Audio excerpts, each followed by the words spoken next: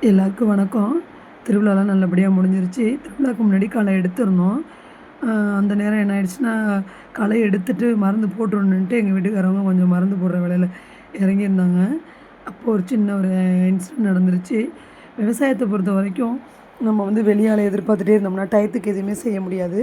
அதுக்காகவே எங்க வீட்டுக்காரவங்க டைம் கிடைக்கிறப்பலாம் கொஞ்சம் கொஞ்சமா மருந்து போடுறது, ஸ்ப்ரே பண்ணுறதுன்னு பண்ணுவாங்க. அது என்னமோ கண் திருஷ்டி மாரி ஆயிடுச்சு அவங்களுக்கு.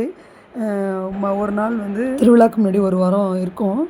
ஒரு நாள் வந்து என்ன பண்ணிட்டாங்கன்னா, காலையிலேயே வெள்ளன போய் மருந்து போடணும் அப்படின்ட்டு வேக வேகமா மருந்தெல்லாம் கலந்துட்டு, ஆள் தான் விட்டுருந்தாங்க அப்படியும். இவங்களும் கொண்டு கொஞ்சம் போடுவாங்க இல்லையா? நம்ம ஆள் இருந்தாலும் அவங்கள்ட்ட சொல்லி விட்டுட்டு வரணும் அப்படிங்கிறதுக்காகவே, வேக வேகமா கலந்தத கொண்டு போய் வண்டியில எடுத்துகிட்டு போயிட்டு வரப்புல எடுத்துக்கிட்டு போயிட்டு இருக்கும்போது, அந்த மூட்டை வெயிட்டா இல்ல வந்து அவங்க காலையிலேயே சாப்பிடாம வெறும் வயித்துல இருந்ததுனாலயா என்னன்னு தெரியல. வலிக்கு நல்லா விழுந்துட்டாங்க. விழுந்ததில கால் மடங்கிருச்சாம். மூட்டையோட விழுந்துட்டாங்க. மடங்கியும் விழுந்து மயக்கமும் போட்டிருந்துருக்காங்க. அப்புறம் அங்கே விட்டிருந்த வேலைக்கு விட்டிருந்த ஆளுங்க தூக்கிட்டு வந்திருந்தாங்க. வந்து பார்த்திங்கன்னா, காலை நல்லா வீங்கியிருந்தது. சரின்ட்டு உடனே டாக்டர் போய் பார்த்தோம். பார்த்தா அவங்க என்ன சொல்லிட்டாங்கன்னா, எக்ஸ்ரே எடுத்து பார்த்ததுல எலும்பு நல்லா தெறிச்சிருக்கு. நீங்க ரெஸ்ட் எடுக்கணும் அப்படிங்கிற மாரி சொல்லிட்டாங்க. விவசாயத்த பொறுத்தவரைக்கும் நம்ம வந்து அ லாப நட்டத்த விட ஒவ்வொரு ஆளும் நம்ம இறங்கி வேலை பார்க்குறதுனால நெறைய மன உளைச்சல் தாங்க ஏற்படுது. இங்க பாருங்களேன், வெளியாளையும் விட முடியல.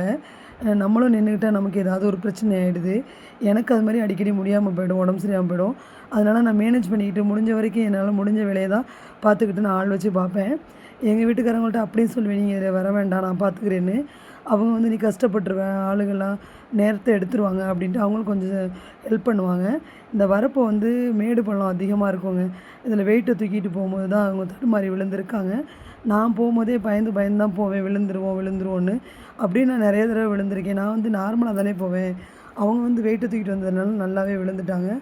ரொம்ப மன கஷ்டமா போயிடுச்சு எங்களுக்கு. இன்னுமே அது சரியாகல. கட்டு போட்டிருக்கோம். 2 கட்டு போட்டிருந்தோம்.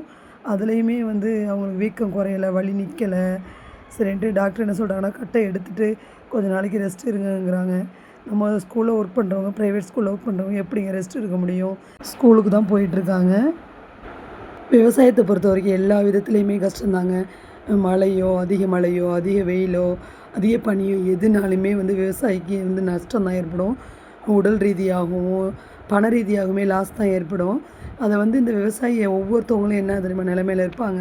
விடவும் முடியாம, அத செய்யவும் முடியாம, ஒவ்வொரு நாளும் அவங்க மனசுல அவ்ளோ கஷ்டத்த வச்சுக்கிட்டே தாங்க இருப்பாங்க. இது மாரி தான் நாங்களும் இருக்கோம். இது உண்மைங்கிறவங்க கண்டிப்பா லைக் பண்ணுங்க. ஒவ்வொரு விவசாயியும் இது உண்மைங்கிறவங்க. ஏன்னா, நாங்க விவசாயத்தில இருக்கிறவாசி இத சொல்றோம். இத விவசாயத்த விட்டுருவோம் நாங்க நினைக்கும் போதெல்லாம் எங்களுக்குள்ள உள்ளுக்குள்ள ஒரு மன கஷ்டம் எப்படி இத விடுறது அப்படிங்கிற மாரியும் இருக்கு. எங்களால விடவும் முடியல. தொடர்ந்து எங்களால பண்ணவும் முடியல. எங்களுக்கு வந்து நெறைய உடல் ரீதியாகவும், பண ரீதியாகவும் கஷ்டங்கள் வந்துக்கிட்டு தாங்க இருக்கு. இதே மாரி தான் ஒவ்வொரு விவசாயியோட நிலைமையுமே.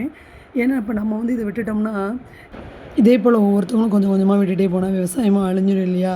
எங்களுக்கு அது ஒரு பயமும் இருக்கு. எப்பயுமே எங்க வீட்டுக்காரர் சொல்லுவாங்க, "நம்ம பிள்ளைக்காக 1 ஏக்கர் நிலனாலும் கண்டிப்பா இருக்கணும்." அப்படின்னு. அதுலேருந்து நமக்கு லாபமோ, நட்டமோ ஏதோ நம்மளால விவசாயத்த விடாம பண்றோம் அப்படிங்கிற ஒரு திருப்தி இருக்குது. அதுக்காக தான் எங்களால விவசாயத்த விட முடியாம இவ்வளோ கஷ்டத்துலயும் நாங்க கொண்டு போயிட்டுருக்கோம். இப்ப இதுவே வந்து நானும் ஒரு இடத்துக்கு வேலைக்கு போயிடலாம், டீச்சிங் முடிச்சிருக்கனால. ஆனாலும் எங்களுக்கு வந்து விட மனசு வரல. விவசாயத்த விட்டுட்டு என்ன போறது? அப்படிங்கிற மாரி இருக்கு. ஏன்னா, இப்ப நானும் போயிட்டேன்னா, அதில வந்து போர் போட்டு விடணும். ஆள் வச்சாலும் வரமாட்டாங்க. இது வந்து 2 நாள் மெத்தடுங்கிறனால தனி போர் இல்லையா? அதனால வந்து நம்ம ஒரு ஆள் விட்டுட்டும் முடியல. அதனால விவசாயத்த விட முடியாம தான் இப்ப நான் ஸ்கூலுக்கு போக முடியாம இருக்கேன். எங்க வீட்டுக்காரவங்க, "நான் மட்டும் போய்க்கிறேன்ப்பா. நீ வீட்ல இருந்து இத பாரு. பிள்ளைங்களையும் பார்த்துக்கிட்ட மாரி இருக்கும்." அப்படிங்கிறதுனால தான் நான் வேலைக்கு போகல. ஒவ்வொரு விவசாயியோட நிலைமை இதுதாங்க. ம். ஏதோ நான் சொல்லணும்னு தோணுச்சு.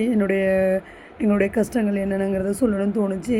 ஒரு இடத்துல ஒர்க் பண்ணாலும் படிச்சுட்டு நமக்கு வந்து நம்மளுடைய சொந்த மண்ணில பண்ற விவசாயத்த விட எங்களுக்கு மனசு வரலங்க. இது உண்மைதாங்கிறவங்க விவசாயிகள் இருந்தா லைக் பண்ணிட்டு போங்க. Thank you.